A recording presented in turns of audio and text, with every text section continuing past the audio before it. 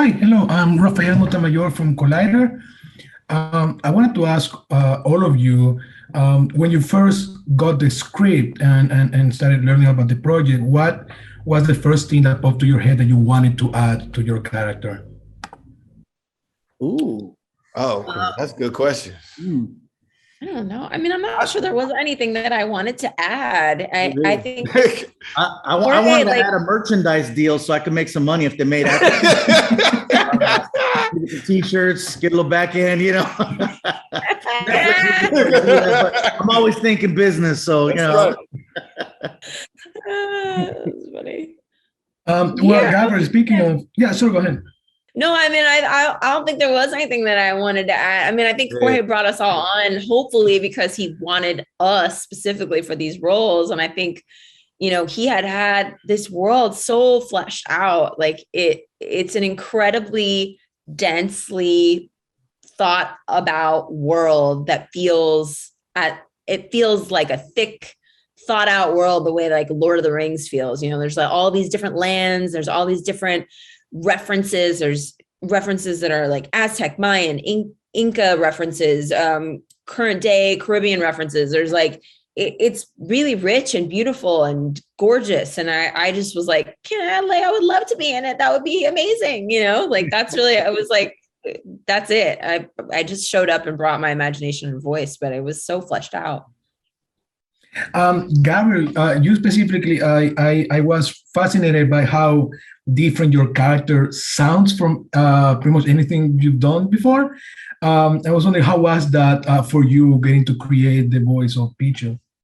You know, well, Jorge and I went back and forth because he felt that my voice didn't fit the character enough, because he's, you know, the character is so just big and he's very slow and lethargic and kind of just, you know, so he's like, give me something that sounds a little bit more, you know, and I'm like, all right. So we went back and forth for a while until we settled on the me when I wake up voice, which is that, where's the bathroom? You know, and he's like, oh, I love it. You know, when Jorge gets excited about a voice, he's so animated himself. He's like, oh, it's the best, I love it. When I saw him clapping for it, I'm like, okay, that's what we're gonna go with right there. But yeah, the voice is real deep and groggy and slow. So everyone, that's me in the morning. 7 a.m. That's exactly what I sound like. Similarly, Alan and Stephanie, was there a particular moment when you thought, okay, now I got the essence of my character, I know how to do this? Oh man, it was kind of laid out to me early. So just kind of getting the essence of who Rico was it was on the page, man. Everything, it was so detailed. Like Stephanie said, like he paints this picture where it's hard to miss. like it's hard to miss with Jorge on your side. So you know, he's definitely the captain of the ship that just steered us in the right direction. I would agree with that. There's a lot of physicality to all of your characters and a lot of action in the film. This being animation, do you do anything to sort of evoke that in your performance? How do you get into that mindset when you are on the recording booth? Oh, I mean, it's so fun to be doing that stuff in the recording booth. The only self-consciousness is whatever you are self-conscious about, because you're not being recorded, you know, on film. So you can just go wild and like try everything. It's really fun. I find it really freeing, those kinds of things. Yeah, I'm pulling up in sweats and slippers, man. Like I'm I'm comfortable. I'm in there loose, and you just let it go, man. Sometimes there's some physical movements that go along with it, even though you're behind the mic, but it just helps you, you know, evoke that emotion that you need for whatever line that you have. So doing the voiceovers, it's all about the physicality. Sometimes just that's how you get the sound the way it sounds.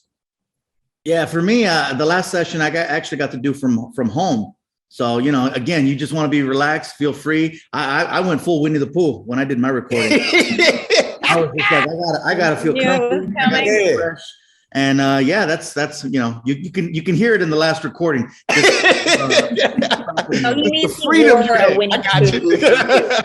Actual zip up, fuzzy with the ears. He means they went in costume. That's what that is. My last question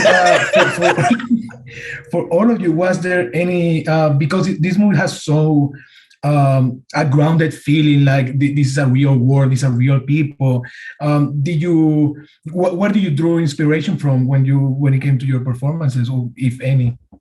Again, the inspiration was in the script, in the story, in the message that Jorge was trying to convey, and which I believe he did with all of our characters, and just the meaningfulness of each character, and who and how we meant to each other and each other's life at these particular moments. Like, everybody's going through something.